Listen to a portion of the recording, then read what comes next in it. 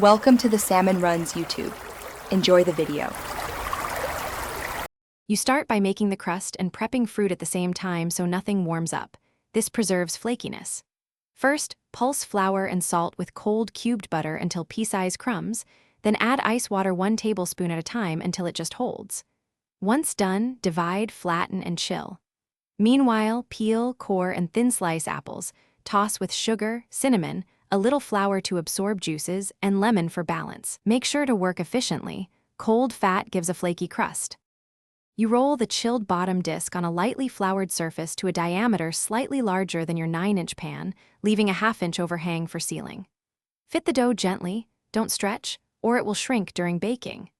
Spoon the spiced apple mix into the shell, pressing down lightly and scattering small bits of butter for richness.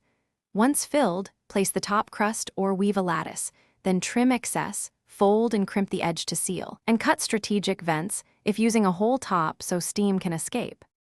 You finish by brushing the crust with an egg wash for glossy color and sprinkling sugar to encourage caramelization, then place the pie in a preheated 375 degrees oven. Bake for about 45 to 55 minutes, rotating once around 30 minutes so the crust browns evenly. Cover edges with foil if they brown too fast. Once done, cool at least 2 hours to set the filling.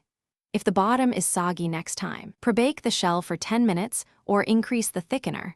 Those steps prevent. Thanks for watching. Consider subscribing if we helped you.